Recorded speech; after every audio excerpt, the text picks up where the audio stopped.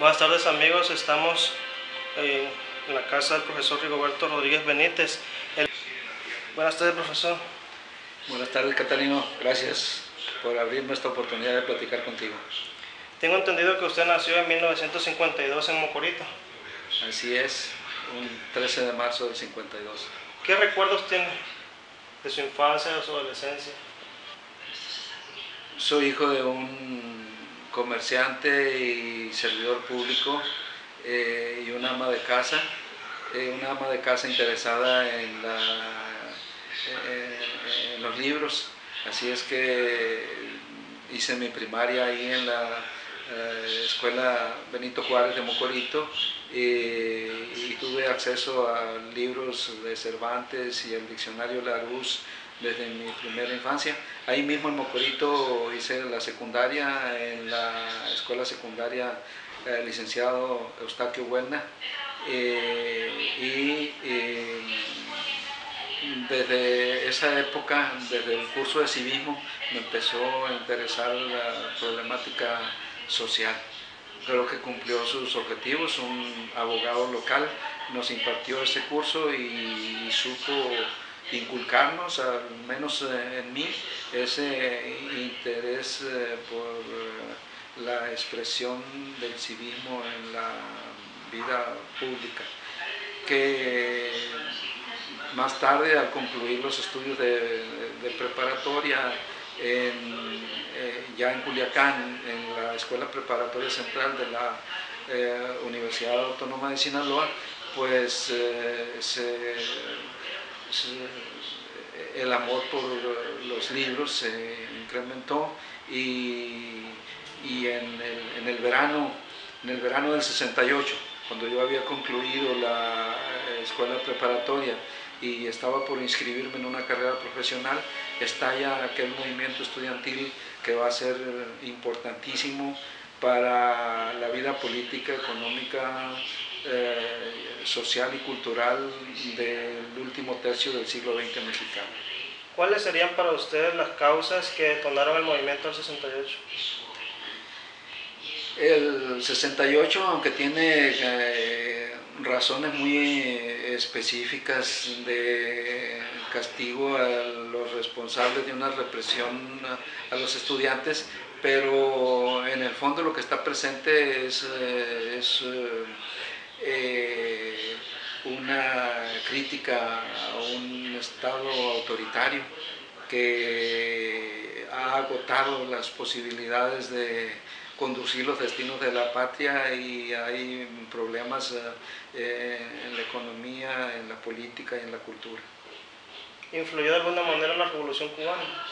Definitivamente para los movimientos en México de la década de los 60, incluido 68, el triunfo de la Revolución Cubana con Fidel y Che a la cabeza es muy importante para el desarrollo de los movimientos democráticos, de reforma universitaria en las universidades públicas de América Latina, y más tarde también para los movimientos revolucionarios. ¿Cómo era el contexto de Sinaloa cuando usted estudia ingeniería química? En ese momento es una economía fuertemente agrícola. La producción agrícola es la fundamental y está creciendo fuertemente el sector de los servicios, la economía terciaria. Así es que se expresa un desarrollo muy reducido en materia del sector secundario de la economía, el sector industrial. Así que es principalmente la agricultura y el comercio y los servicios los fundamentales, pero pues hay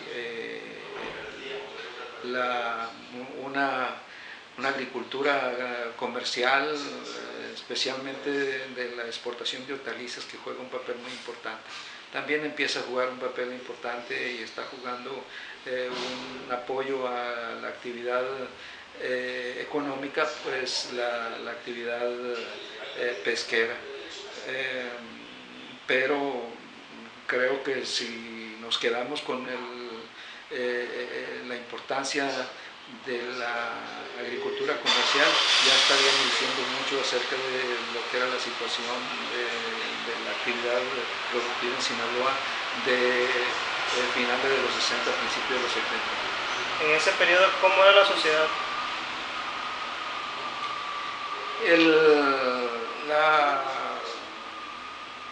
Una sociedad conservadora, una sociedad en la que hay una discriminación de la mujer, donde todavía no está incorporada al mercado de trabajo en forma importante y las posiciones que ocupan son en condiciones de discriminación salarial.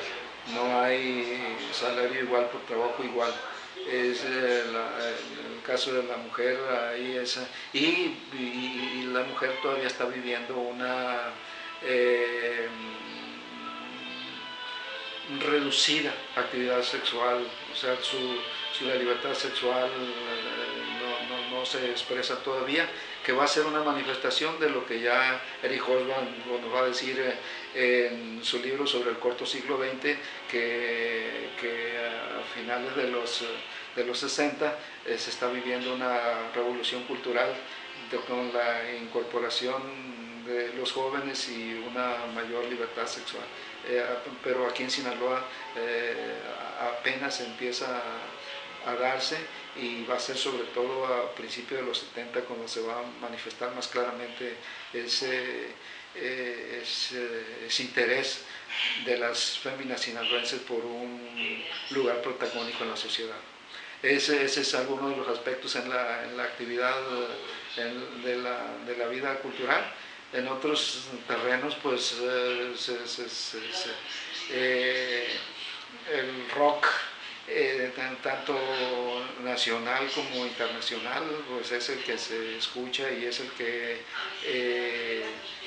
da satisfacción a los oídos y a los sentimientos de una juventud, tanto los Beatles en materia de rock internacional como los Armstrong aquí a nivel mexicano, y hay personajes como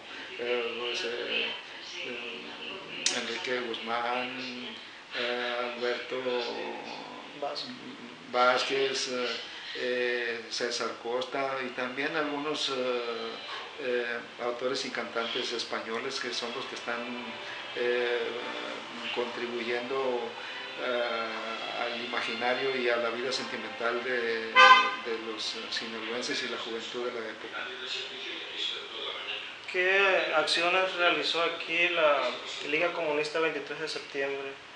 Si me puede contar sobre las movilizaciones que hubo en los 70s. Pues mira, vamos a abrir un antecedente de esa lucha izquierdista, porque no se puede dejar de lado el señalar qué está pasando a finales de los 60 y principios de los 70 aquí en Sinaloa.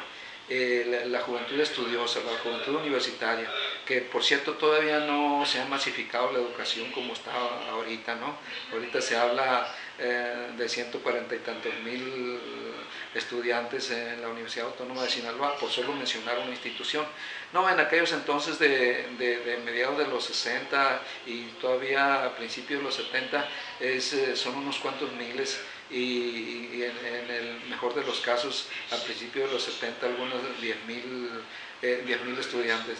El asunto es que hay una fuerte participación en la reforma universitaria democrática. Ese es el bautismo político de los estudiantes y de la juventud sinaloense, es en la lucha por mejorar la calidad de los servicios educativos en la Universidad Autónoma de Sinaloa, que en ese entonces apenas pues está terminando de ser Universidad de Sinaloa y adquiere su autonomía para el 65. Bueno, ya del 65 para adelante, ahora de lo que se trata es de que el estudiante pueda tener una mejor calidad de servicios educativos y que pueda participar en el gobierno de la propia institución. Entonces, esos son los temas que animan a una participación estudiantil y junto a la participación por la mejora de la universidad empieza a darse las manifestaciones de solidaridad con los movimientos campesinos y de colonos, entendiendo por movimiento colono el movimiento de los precaristas urbanos por un lote y servicios públicos para sus viviendas.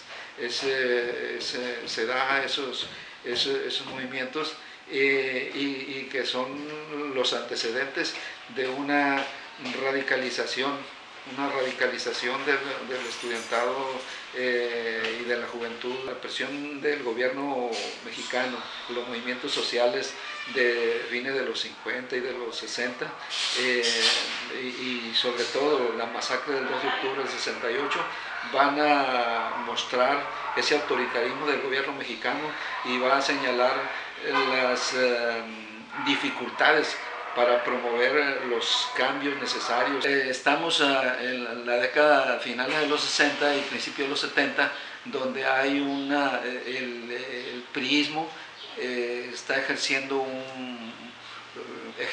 el poder en forma autoritaria y es prácticamente partido único, en cuanto a que la competencia panista es muy reducida hasta ese momento.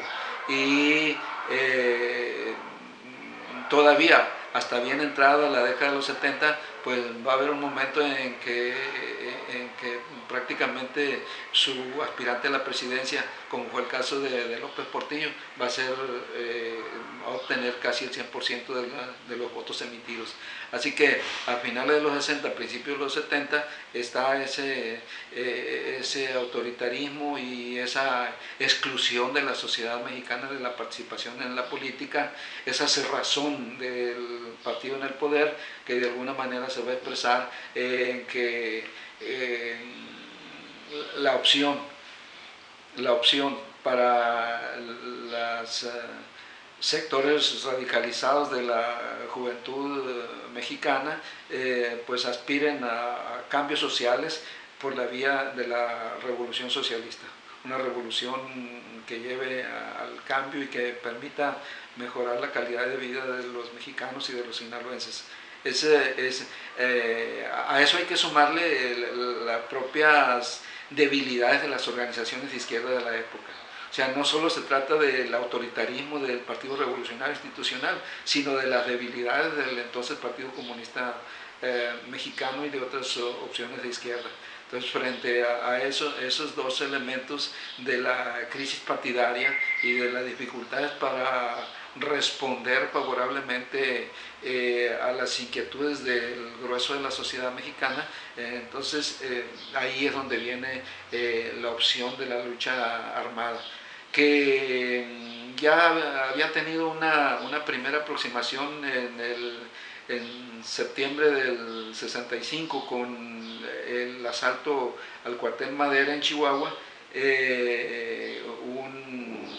una acción político-militar fallida, pero que después de ese esfuerzo y las represiones del 68 y luego la del 10 de junio del 71 van a decir aquí no hay otra opción más que la lucha armada, y es así como se organizan diversos agrupamientos para la lucha armada en México. Uno de esos agrupamientos pues, va a ser la Liga Comunista 23 de septiembre, que aquí en Sinaloa, una de las el comité clandestino de la Federación de Estudiantes Universitarios de Sinaloa, la Coco Clan, la Comisión Coordinadora Clandestina de FEUS, pues de alguna manera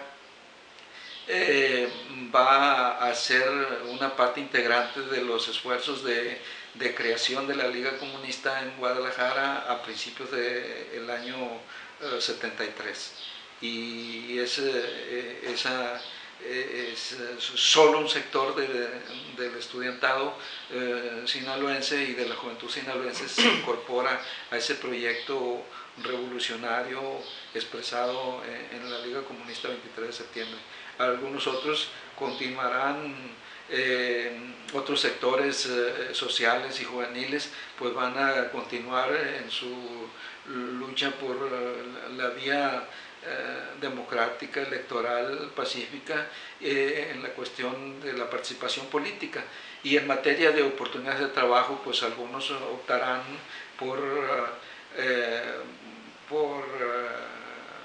salir del Estado, particularmente en forma anecdótica te puedo decir que en esos días es cuando se da la salida de los jóvenes que van a formar los Tigres del Norte. Es que a finales de los 60 y a principios de los 70, pues es cuando va a iniciar esa agrupación. Entonces están buscando una oportunidad de trabajo que no tenían aquí. Entonces no hay oportunidad de trabajo, hay una cerrazón en la vida política y hay una exclusión de sectores como el de las mujeres, y eso es un ambiente en el que va a ser posible el desarrollo de las opciones izquierdistas. Muy bien. ¿Qué grupos existían, al menos en la UAS, que estaban enfrentándose al sistema?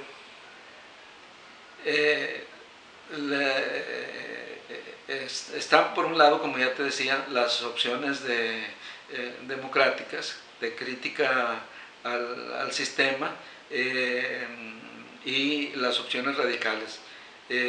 Así que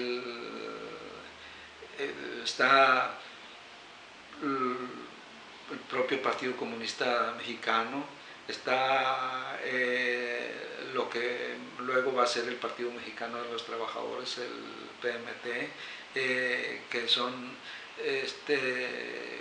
los pescados y los chemones, ¿no? Entonces ahí son de las expresiones que se dan entre la juventud y los estudiantes universitarios. Así que hay pescados, hay chemones.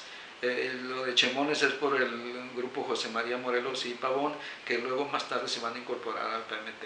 Y los enfermos, que sería ese grupo de estudiantes identificados con los estudiantes radicalizados que se van a sumar luego a la Liga Comunista.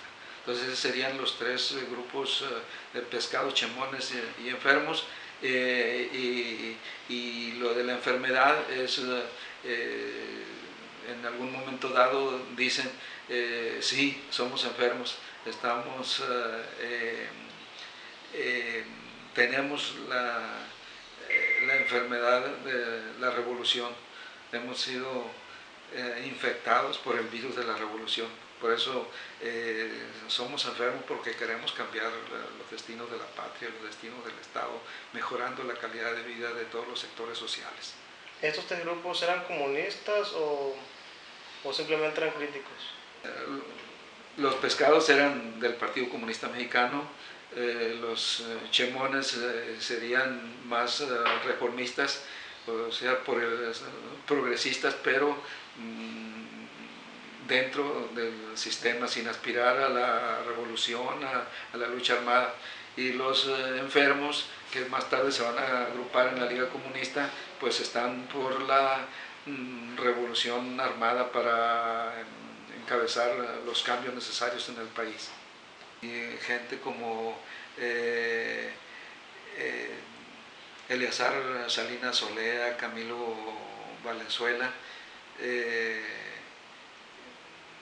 y algunos que actuaron por aquí en Sinaloa y que más tarde van a jugar papel relevante en la política nacional, como Jesús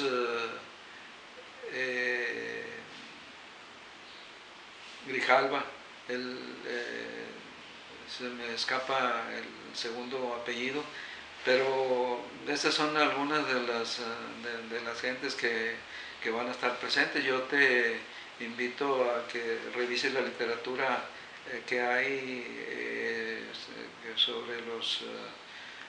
sobre la participación izquierdista aquí en Sinaloa, en el libro de Sergio Arturo Sánchez Parra.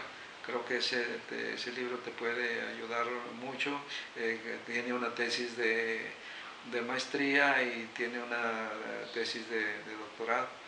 Así que ahí puedes sacar su libro, su tesis de doctorado ya se publicó como libro, y Estudiantes en Armas, que te pueden dar mayor información específica sobre algunos fenómenos culturales interesantes de lo que fue la participación izquierdista. ¿Qué actividades tuvo usted durante ese periodo? Mira, son tres, porque de una vez vamos yéndonos más allá de la participación izquierdista. Hay que ir también al proceso de rectificación y de la apertura política que se dio en la segunda mitad de los 70. Así es que serían tres tipos de participaciones. Una participación en la reforma universitaria democrática, en el ánimo de una mayor participación en la mejora de la institución universitaria. Es participando en la sociedad de alumnos de la Escuela de Ciencias Químico-Biológicas y de solidaridad con los movimientos campesinos por la tierra y por crédito y por precio de garantía suficiente para mantener a sus familias. Y también de solidaridad con los colonos. Así es que es un activismo centrado en la universidad en un primer momento y con solidaridad hacia los sectores exteriores. Un segundo momento de mi participación ya de simpatía con el movimiento enfermo, y el movimiento enfermo, y luego de su incorporación con la Liga Comunista 23 de septiembre, yo expresé mi simpatía, y cuantas veces fue necesario externarlo en el campus universitario, pues así se hizo. Y pues tanto a nivel bachillerato como la Escuela de Ciencias Químico-Biológicas. Entonces hay una simpatía, y al concluir mis estudios de licenciatura, el año 73, en el verano del 73, yo parto a Tucson, Arizona, a estudiar un curso de inglés, con la posibilidad de continuar mis estudios ahí, pero en realidad mi interés principal era permanecer en el país, permanecer aquí en México, y así es que desestimé la posibilidad de quedarme a hacer estudios de posgrado en el extranjero, y en eso estaba de agosto a fines de noviembre en ese curso en la Universidad de Arizona, cuando se están desarrollando actividades de la liga aquí en Sinaloa. Hay actividades en septiembre, cuando yo estaba fuera de aquí, hay actividades en septiembre, hay un activismo en campos agrícolas, y despertando y tratando de movilizar y de reclutar a jornaleros agrícolas. Ese lo vi desde lejos, pero ya regresando desde los días primeros de diciembre del año 73, que me reincorporo al comité de lucha, que ese es un cambio importante que hay que notar de la reforma universitaria democrática. a la lucha por la revolución social, hay también el cambio de los organismos de sociedad de alumnos a comités de lucha. Entonces el comité de lucha de la Escuela de Ciencias Químico-Biológicas, yo pertenecía a esa agrupación y ya en diciembre se estaban haciendo los preparativos para lo que sería el asalto al cielo el 16 de enero del 74 y empiezan a reclutar y a promover la Liga Comunista y sus organismos empiezan a promover esa actividad dentro de esos comités de lucha, y así es que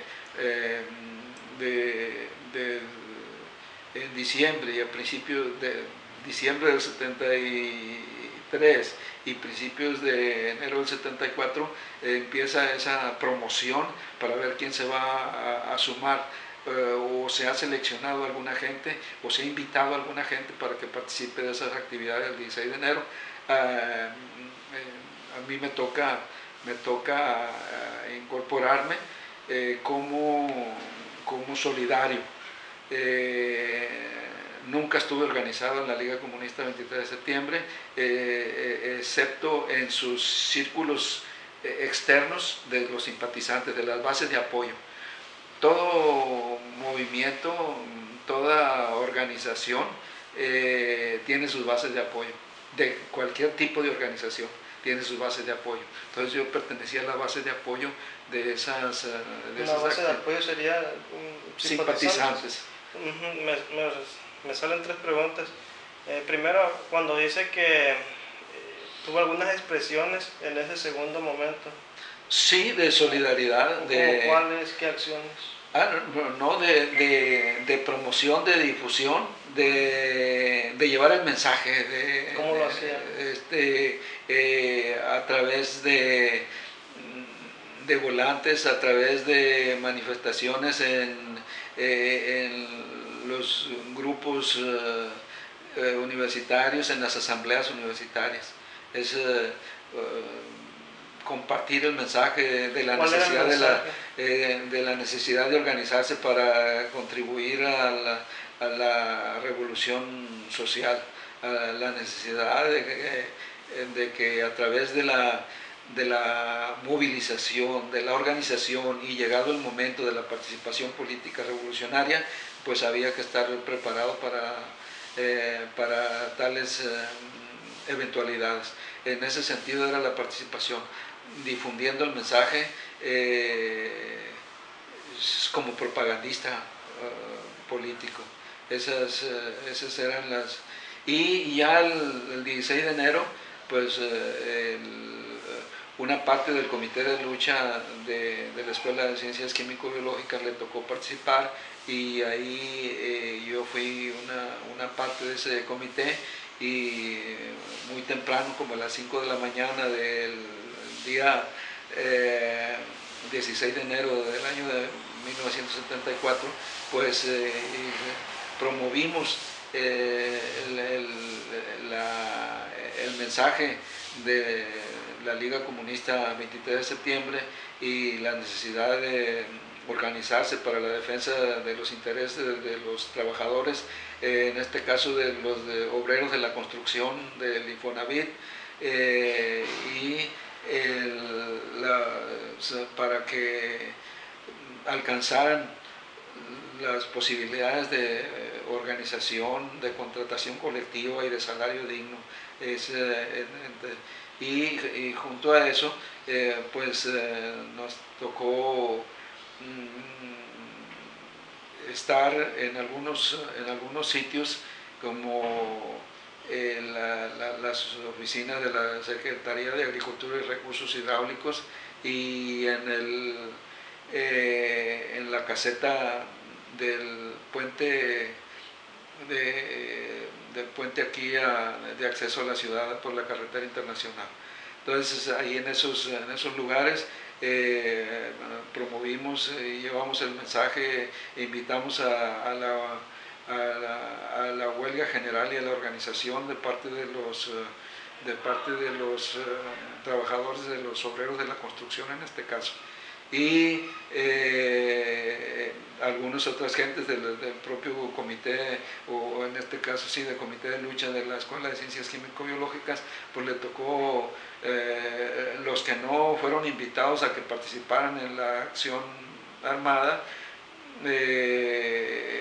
desarrollaron acciones de difusión aquí en el centro de la ciudad, de tal manera que se distrajeran las fuerzas policíacas y que no alcanzaran a apagar todos los brotes de descontento social.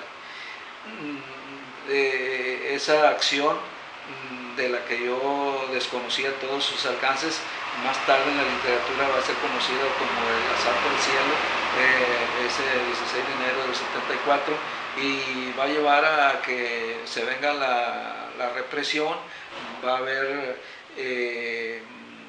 gente que ya había sido detenida por el movimiento democrático en la lucha de los camioneros del 72, donde cayó preso Camilo Valenzuela. El número de presos activistas políticos, los presos políticos se multiplican con las acciones de la Liga, y en ese año del 74 pues va a haber más presos en la penitenciaría estatal. Y las actividades de la Liga van a continuar, aunque ya más atenuadas, ya nunca van a alcanzar la pretensión de la actividad de septiembre del 73 y la de enero del 74, ya no van a alcanzar esos niveles, pero se va a seguir la distribución del periódico Madera, la intención de reclutar estudiantes, jornaleros agrícolas y trabajadores de la construcción y de otras empresas. Va a continuar, pero sobre todo lo importante ya a mediados de los 70 es el hecho de que hay un número de activistas en la cárcel, hay una dispersión y está viniendo a menos la actividad de la Liga Comunista 23 de septiembre. Y junto a esa venida menos de la actividad de la Liga, el Estado va entendiendo también que necesita reformarse para poder mantener el control sobre la sociedad aquí en México. Y de ahí que venga la reforma política encabezada por Jesús Reyes Heroles, que en el 77 va a permitir la entrada de diputados de partido, de diputados de aquellas organizaciones políticas que no tengan mayoría relativa. Ese es un producto de los movimientos izquierdistas y revolucionarios de principios de los 70 que se va a expresar. Y aquí en México y en Sinaloa, uno de los agrupamientos que participa de ese proceso de rectificación es lo que es la Corriente Socialista, y que fue una organización que tuvo sus antecedentes dentro del izquierdismo, pero que ahora va a pretender participar abiertamente. Y en ese momento yo me encontraba en la Ciudad de México cuando empiezo acá en Sinaloa, el 76, el gobernador Calderón libera a los presos políticos, y dentro de esos presos políticos liberados, en los que se incluye a Camilo Valenzuela y a otros, ya recordé el nombre de Jesús Zambrano Grijalva, uno de los chuchos actuales. Así que se van a promover esa participación política abierta en la Corriente Socialista a nivel nacional, y yo soy reclutado por allá en el 76, 77 en la Ciudad de México, y el 78 ya voy a estar de vuelta acá, para finales del 78 voy a estar de vuelta en Sinaloa con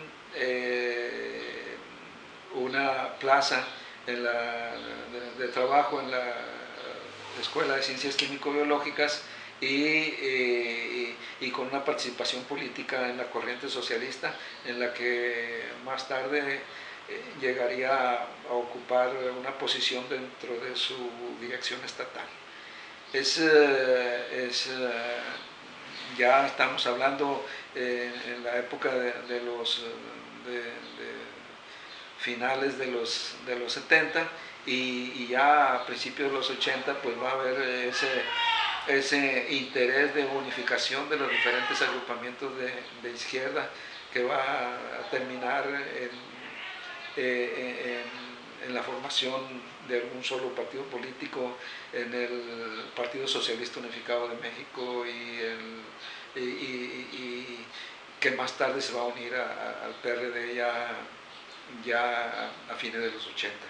Pero a mediados de los 80 está esa unificación de diferentes agrupamientos y la corriente socialista participa de esos.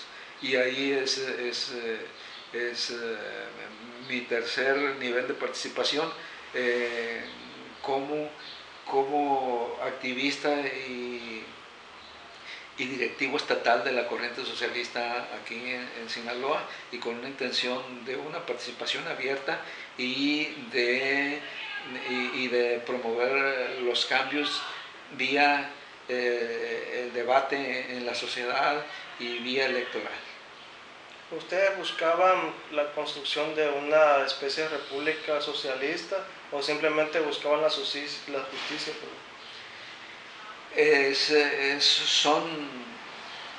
Son dos etapas. La etapa democrática te lleva a la posición de la revolución, y el fracaso de la revolución te lleva a promover la construcción del socialismo por la vía electoral, por la vía pacífica. Ese sí, en efecto, tienes razón. Hay esos dos momentos de justicia, de libertad, de equidad,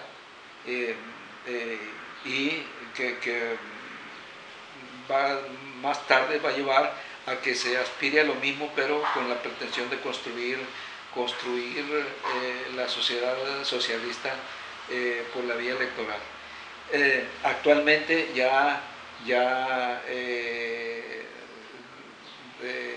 en el discurso político de lo que ha quedado es más la parte de la justicia social, de la libertad, el respeto a los sectores vulnerables, de los derechos de la mujer. ¿En qué momento deja de pensar en eso de la construcción del socialismo?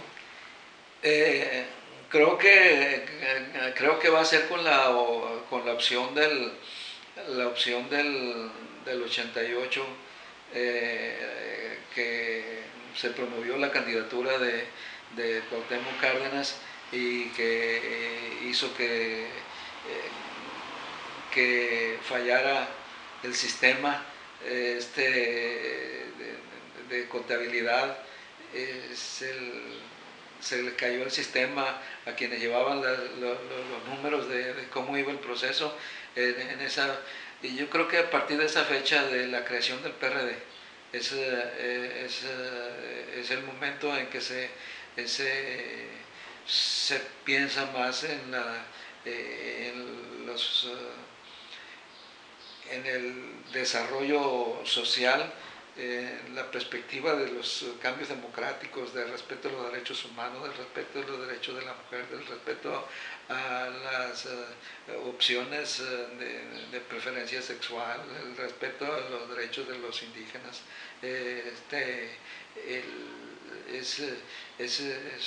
Creo que el 88 es el parteaguas ahí de ese fenómeno, y que ha tomado diferentes caminos, pues después de las crisis y de los fraudes electorales del 2006 y 2012, ha tomado caminos diferentes, de tal manera que si el PRD jugó un rol muy importante en el cambio del discurso político, el 2012 abre unas nuevas posibilidades en las que Andrés Manuel López Obrador se levanta y se construye como una opción y como una esperanza de cambio en México. Voy a grabar otra.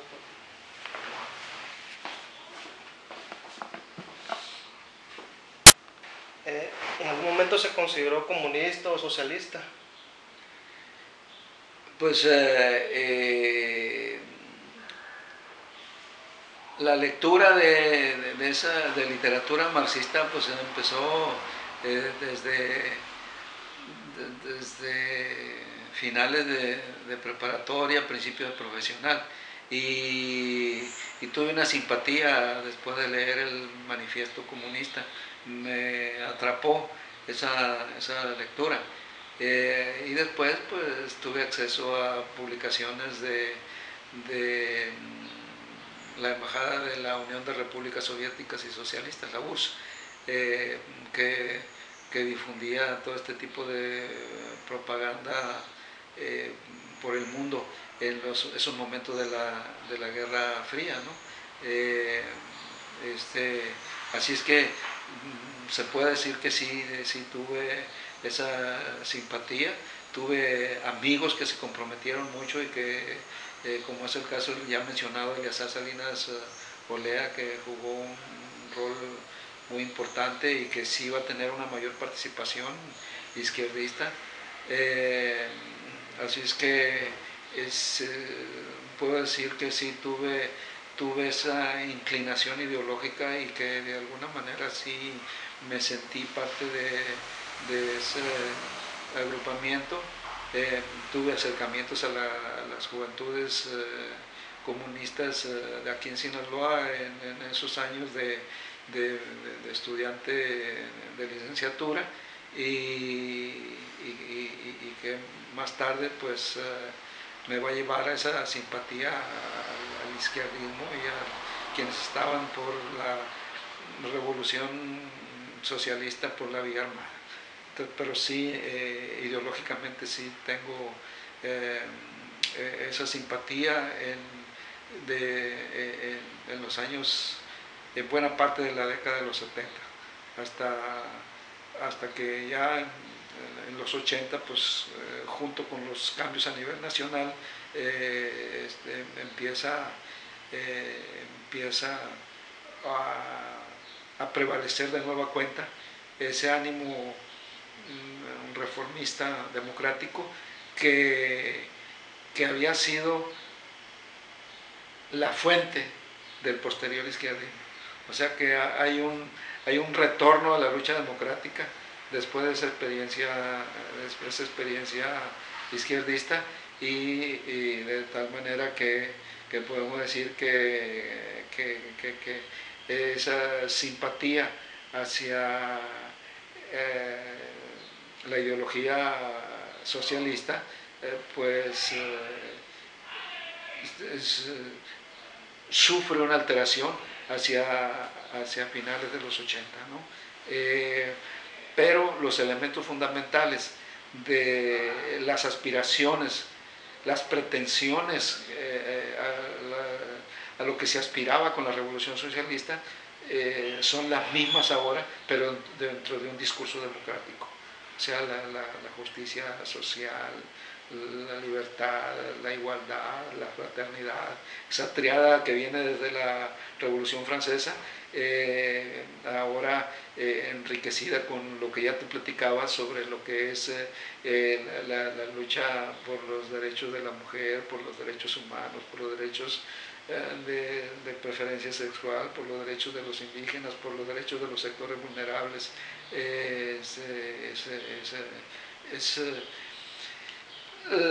La construcción del socialismo está adquiriendo nuevos caminos, que son las luchas locales, las luchas sectoriales, en el ánimo de construir una mejor sociedad, un mundo más humano, un mundo más solidario.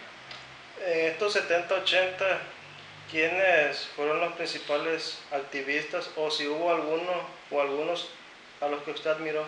Eleazar Salinas Olea, que ocupó altos cargos de dirección dentro de la FEUS democrática, en la COCO clandestina de FEUS y en la Liga Comunista ocupó posiciones de importancia, y que logró sobrevivir el izquierdismo, y que después hizo vida familiar, social y de trabajo en el sur de California, y con el que continué teniendo una relación de amistad, y donde decíamos, como parte de nuestras charlas, en las ocasiones en que nos veíamos, de lo que se trata es de construir esa mejor sociedad y de promover el amor y el entendimiento y la solidaridad y la cooperación, es en cualquier lugar en que nos encontremos, y en cualquier lugar del mundo, y en este caso fue en el caso de Long Beach, California, donde se desarrolló su actividad, y sería pues una figura a la que yo le daría ese mérito. Por cierto, que antes de continuar, y tú sabrás dónde colocarlo dentro de la entrevista, pero quiero referirme a un fenómeno que no hemos hablado, y que está entre mediados y fines de la lucha izquierdista y principios de la apertura política en el sistema político mexicano, y que es el fenómeno de las desapariciones forzadas, de la desaparición de cerca de medio millar contabilizado a nivel nacional, y de un medio centenar aquí en Sinaloa. La lucha democrática, la lucha izquierdista, la lucha armada por el cambio en México llevó a la represión y llevó a la desaparición forzada, y a que naciera el movimiento de las madres con hijos desaparecidos. Ese movimiento es muy importante, y es el que marca ese tránsito de la lucha armada y la represión y desaparición a un nuevo momento en el que las propias madres se politizan y han contribuido a sensibilizar a la población a través de su movimiento por la presentación de los desaparecidos. Vivos los llevaron, vivos los queremos, así lo señalan puntualmente, y creo que es un episodio que no debe dejar de mencionarse al hacer el estudio de los 70, sobre todo porque más o menos en el año 76 es cuando se da este fenómeno. El fenómeno de las desapariciones en Sinaloa ha continuado, pero hay ese primer momento de las desapariciones que son de carácter político. Más recientemente han tenido otro carácter, pero originalmente obedeció al ánimo de callar las voces críticas que pedían y exigían cambios radicales en la sociedad mexicana. Me acuerdo cuando me habló de 3 etapas, que ya me parece que un periódico lo señalaba, 3 etapas de desapariciones. No sé si me podía decir. No, pues la primera, que son estas de carácter político de los 70s, y con algunos atisbos de ajuste de cuentas entre los grupos de poder y del aparato policíaco, porque junto a esos desaparecidos por motivos políticos, pues hubo otros, como un guardaespaldas de un gobernador que desapareció también, y que se incorporó a la lista de los buscados, y de lo que se pretendía y se sigue pretendiendo su presentación con vida. Y después va a ser un momento de desapariciones por motivos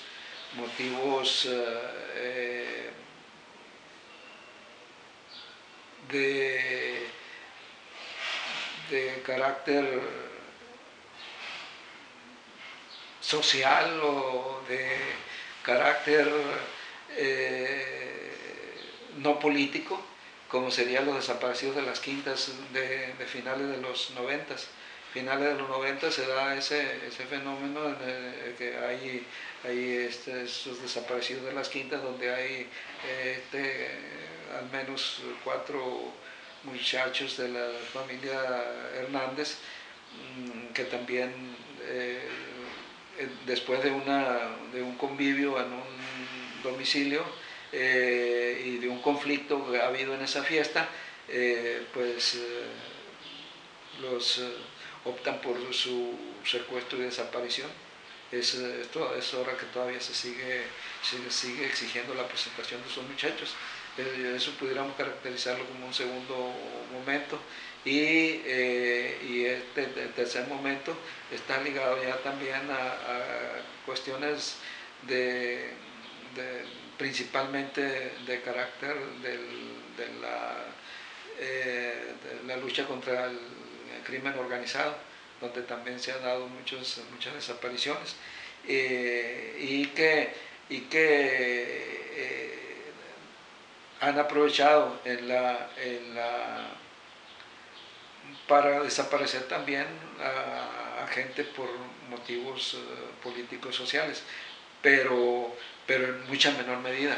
Ahorita este tercer momento sería las desapariciones derivadas de la lucha contra el crimen organizado. ¿Usted conoció a Norma Corona, a Jesús Jacobo Michel Jacobo y a estos activistas? Sí, decíamos que la lucha ya en los 80s, de finales de los 80, de 70s y todos los 80s, ya van a ser por la presentación de los desaparecidos, pero también por la vigencia plena y la defensa de los derechos humanos. Entonces aquí está esta pléyade de luchadores sociales, de activistas sociales, de activistas por las libertades en México, donde está Jesús Michel Jacobo, ejecutado el año 87 y sin que se haya hecho justicia hasta ahora.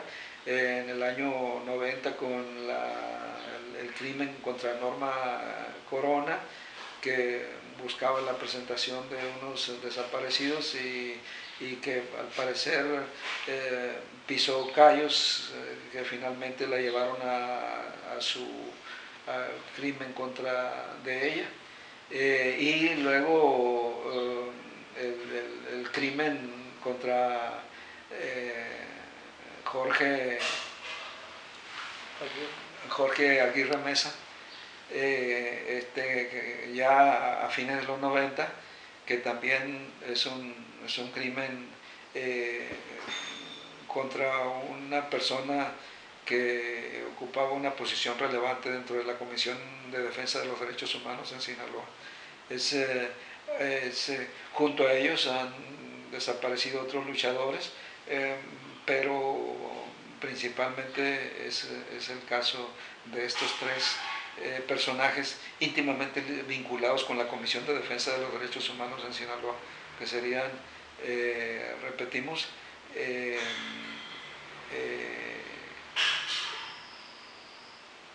Jesús Michel Jacobo, Norma Corona Sapien y Jorge Aguirre Mesa.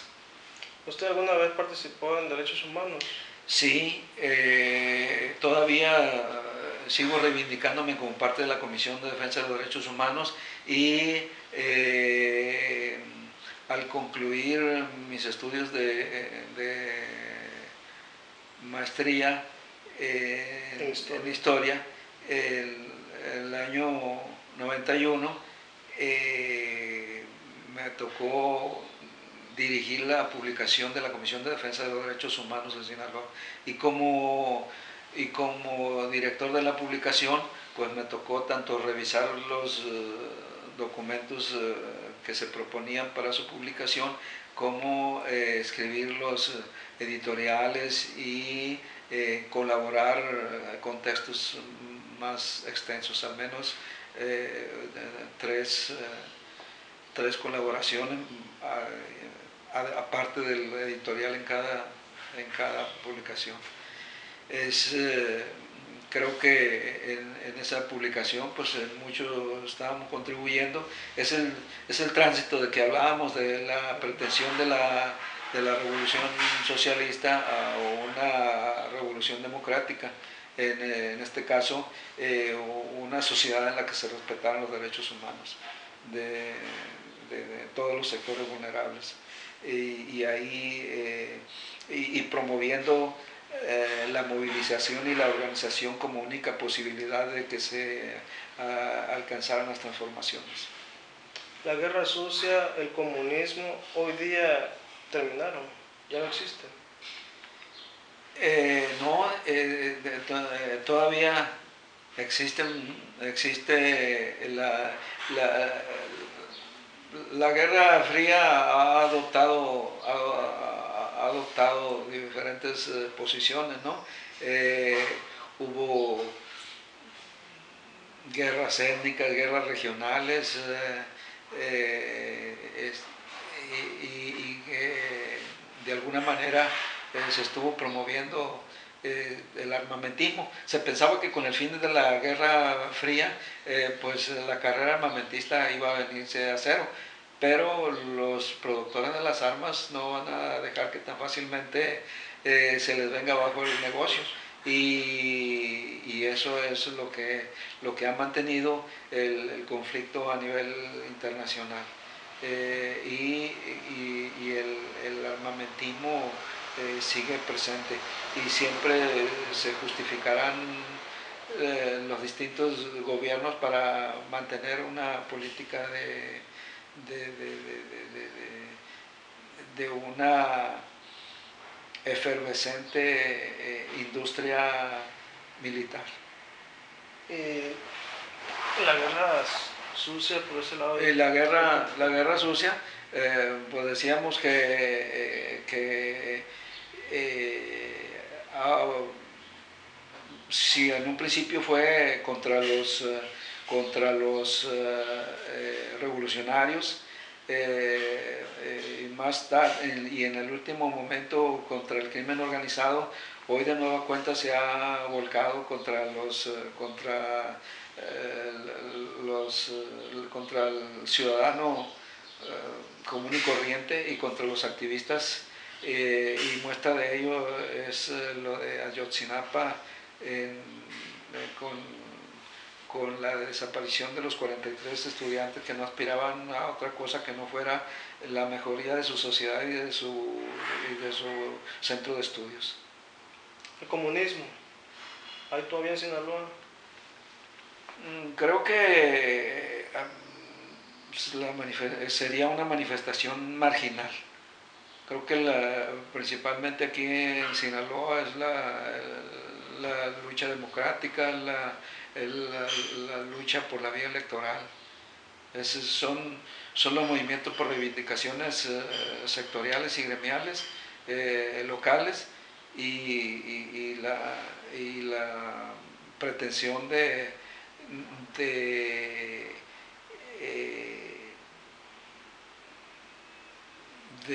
hacer contrapeso al Poder Ejecutivo desde la Cámara de Diputados.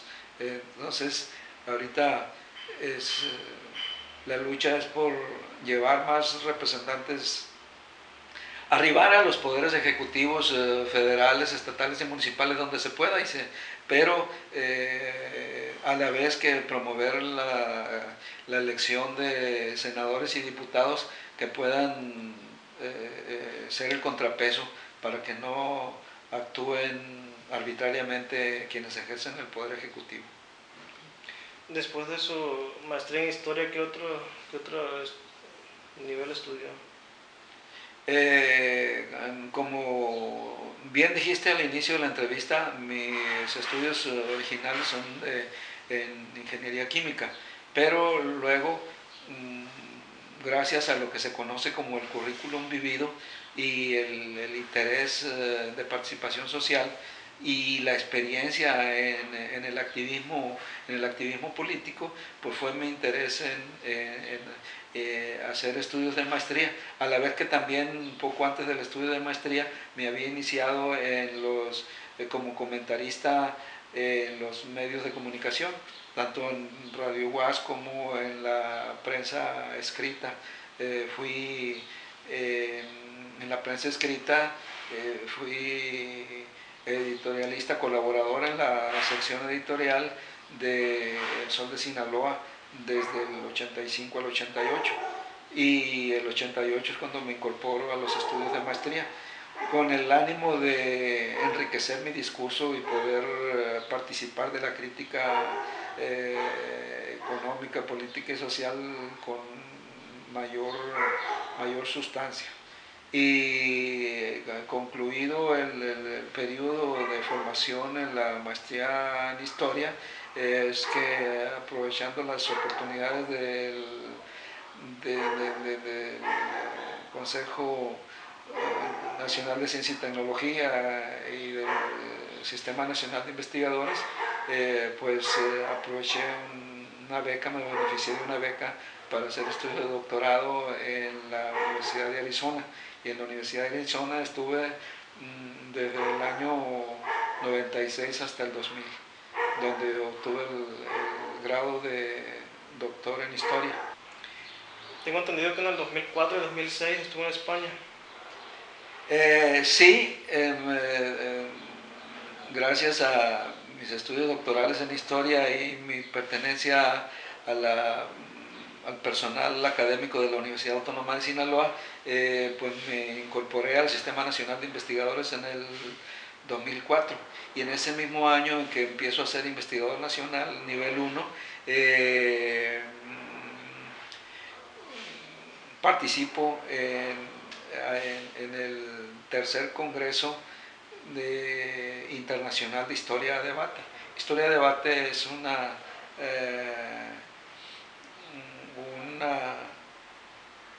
agrupamiento internacional de historiadores con sede en España. La encabeza el doctor Carlos Barros, que ya estuvo aquí con nosotros como conferencista magistral en el 27 Congreso Internacional de Historia Regional en el 2011. Y así que me tocó participar en ese 2011 con dos trabajos. Por una parte en el que hablaba de las tendencias historiográficas en México, las preocupaciones de los integrantes de Historia de Debate en México, y otro más donde hablaba sobre el movimiento de defensa de derechos humanos aquí en Sinaloa. Esas fueron mis participaciones ahí. Y poco antes, en septiembre del 2003, había estado en unas jornadas historiográficas de Historia de Debate en México, que se llevó a cabo en la biblioteca de la UNAM, en el Instituto de Investigaciones Bibliográficas. Así que en esa ocasión hablé sobre la correlación entre pasado, presente y futuro como ese continuum de interés de los historiadores. Al historiador generalmente se le coloca como preocupado con el tema de la necesaria integración de pasado, presente y futuro. Creo que sería, en lo que se refiere al pasado, las etapas en la historia de México, ¿no? Que es la precolombina, la colonial, la independiente y la contemporánea, del México independiente del siglo XIX, ¿no? y hasta la Revolución. Y ese día, y en el presente son las preguntas las preguntas que nos surgen para estudiar esos fenómenos en el ánimo de construir ese futuro y diríamos cómo el movimiento de, eh, de la resistencia indígena contra los españoles, el movimiento de criollos y mexicanos contra los peninsulares, la guerra de conservadores y liberales de mediados del siglo XIX y la lucha revolucionaria de principios del XX, de todos esos temas. Lo que hay que ir viendo es lo que tiene que ver con la medida que se está contribuyendo a la formación de ciudadanos. La revisión del pasado para construir ciudadanos más críticos, que tengan esa preocupación por un mejor ambiente político, un mejor ambiente económico, un mejor ambiente social, un mejor ambiente cultural y sobre todo algo que no hemos mencionado a lo largo de la entrevista, es un mejor ambiente ecológico. Esa es la preservación de plantas, animales y el hombre, esa diversidad, tratando de también evitar el calentamiento global y los daños irreversibles a la ecología y a los recursos naturales.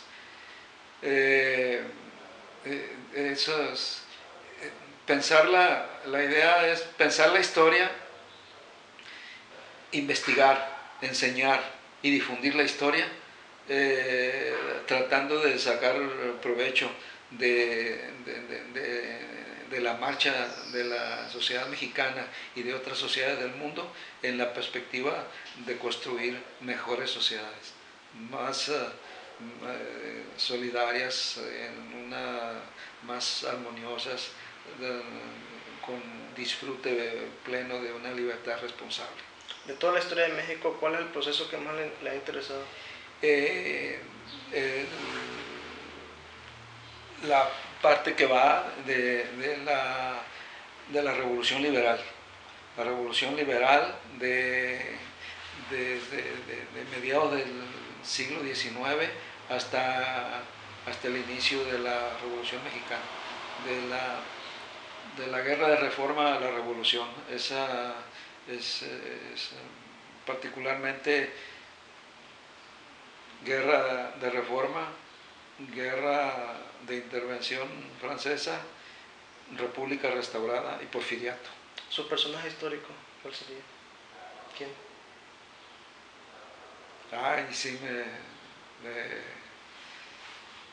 yo creo que sí es uno que conjuga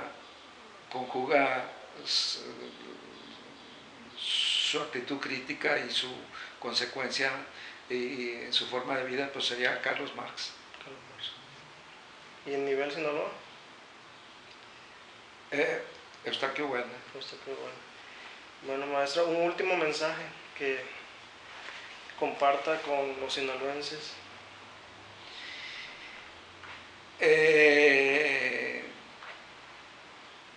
A partir de la experiencia de participación democrática, en la reforma democrática, de la experiencia izquierdista y de la más reciente como académico, mi mensaje sería que hay que contribuir a un mejor ambiente social, a elevar la calidad de vida desde donde nos encontremos. Si antiguamente creíamos que la vocación y la mejor manera de contribuir al cambio y demostrar el interés por la humanidad era a través de la revolución, hoy la idea es que cada quien desde el lugar donde se encuentre. Ser un buen hijo, ser un buen padre, ser un buen hermano, ser un buen esposo, ser un buen trabajador, ser un buen académico. Cada quien en su lugar. Ya desde por allá de mediados de los 80 la corriente socialista así lo expresaba, de procurar lo mejor en tu colonia, en tu ejido, en tu centro de trabajo, y ahora pues le agregaríamos en tu colonia, en tu hogar. Pues gracias, maestro. Muchas gracias por acompañarnos. Nos vemos en otra ocasión.